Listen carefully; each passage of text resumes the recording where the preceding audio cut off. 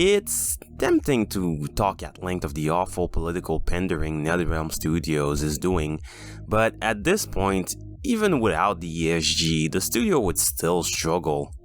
One of the worst aspects of the studio is their inability to commit to anything. Mortal Kombat 9 was a reboot. They then seemed uninterested by their own universe, or more specifically, didn't seem like they knew what to do past the ending of MK9. X had some interesting elements, but for the most part ditched most of the new characters, concepts, and plot lines to reboot once again in 11, and even that reboot didn't stick because that ended up leading to a reboot in its own fucking DLC. The DLC of MK1 isn't a reboot, but M1K and its extension has a nasty habit of establishing cool elements only to throw them aside. Having Beyond still be Sub-Zero is interesting. We see him in action as his original persona, only to have him be Noob Saibot again. Why not reuse the recontextualization of the concept like the others? Noob is a raid out for revenge.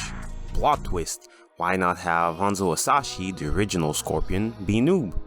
Have him be a rival of a previous clan that has been killed the same way Bihan died originally. Or why not Sector? You could flesh out his motivations and have people become raids in the year of a cyber initiative. The writing team seems like they have a lot of issues coming up with new ideas. It really feels like the story was all John Tobias, and when he left with all the good ideas. The early efforts were mostly his from what I understand, and even the original Malibu comic if I'm not mistaken. That comic actually bothered to flesh out some of the characters, like for example the two Sub-Zeros. The youngest one liked technology, while the older Beyond was concerned with tradition. Now it seems that without a strong creative, they only recycle ideas.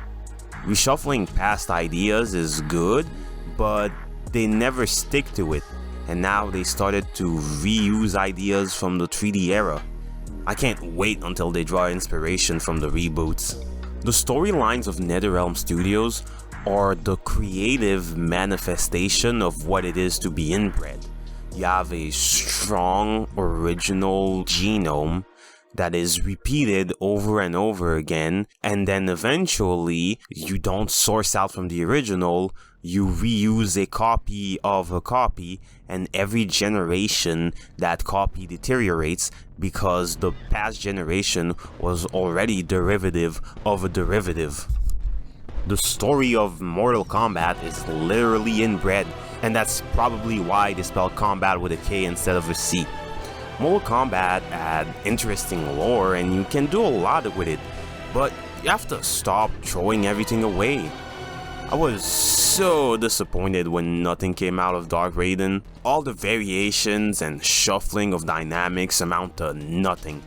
Sub-Zero and Scorpion was played out, so you had to reset the timeline with the second Sub-Zero being Scorpion, and ironically working with his older brother despite now holding the identity of his previous killer.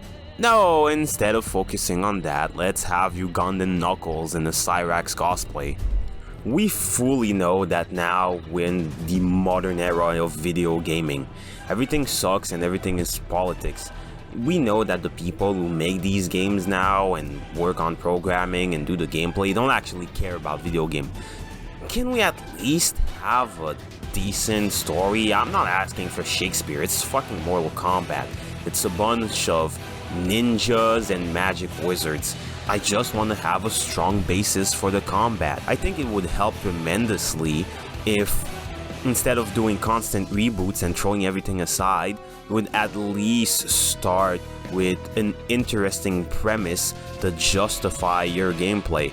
I think gameplay is king, but let's be honest though, Mortal Kombat, compared to the other games, the other fighting games, was never really that great. It was always more about the spectacle, and your spectacle, you don't really believe in it, and you just throw it aside at every new entry.